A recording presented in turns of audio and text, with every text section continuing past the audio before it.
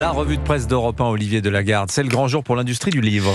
Et oui, mon cher Dimitri, parce qu'aujourd'hui, c'est aujourd'hui que sera dévoilé le prix Goncourt. Et pour faire bonne mesure, le Renaudot. Et comme tous les ans à la même époque, les pronostics vont bon train. Alors il reste 4 finalistes, mais selon Sandrine Bajos du Parisien aujourd'hui en France, l'affaire devrait se jouer entre Emmanuel Carrère et Laurent Mauvignier, avec une préférence pour le second.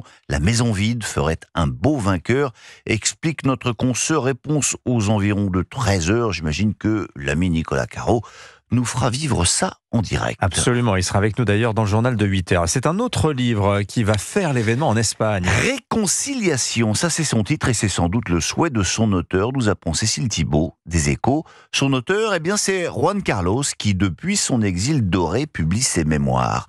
Alors rappelons que celui qui fut roi d'Espagne fut déchu après avoir été convaincu de détournement de fonds et de fraude fiscale. Afin de lui éviter de passer par la case prison, il a été jugé préférable de le laisser partir pour le golfe Persique.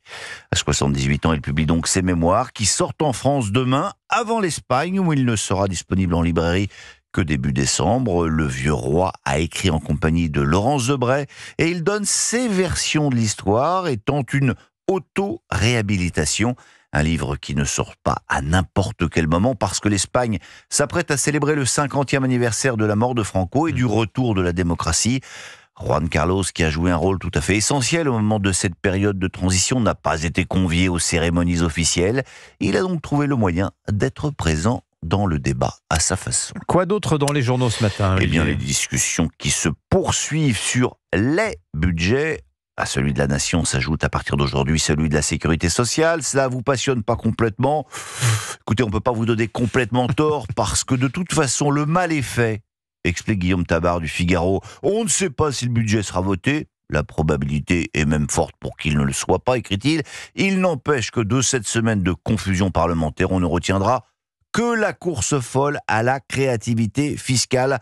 Rarement autant de taxes nouvelles seront sorties du cerveau des députés, ajoute-t-il un chouïa ironique. Une ironie que partage d'ailleurs Dominique Seux à la une des Échos, qui rappelle les mots de Philippe Aghion, notre prix Nobel d'économie, qui a justement été entendu à l'Assemblée.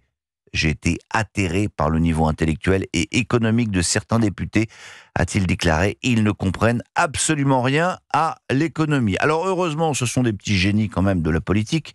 Témoin cette info donnée par le Figaro. Vous savez que Sébastien Lecornu a renoncé à l'idée d'utiliser le 49.3. Oui, absolument. Eh bien, il pourrait revenir dessus.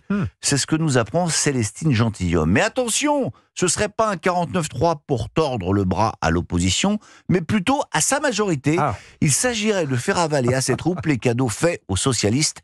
Des petits génies, on vous dit. Mais on va terminer par un sourire et même par un rire franc et massif, même s'il fut assez bref. Parce qu'il a ri. Qui ça ? Eh bien, Xi Jinping. C'est dans les pages échos du Figaro que l'on apprend cela, photo à l'appui. Et pour une nouvelle, c'est une nouvelle, parce que le président chinois ne passe pas franchement pour un joyeux luron. Alors l'affaire s'est déroulée au cours d'un voyage officiel en Corée du Sud, au cours d'un échange de cadeaux. Une blague sur la sécurité des téléphones portables.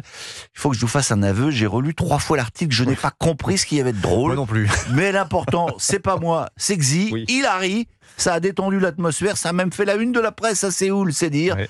Compte tenu de la situation générale, vous avez une blague. Même une blague auquel on comprend rien, c'est toujours bon à prendre. Merci. Ah voilà. Merci beaucoup, Olivier Delagarde.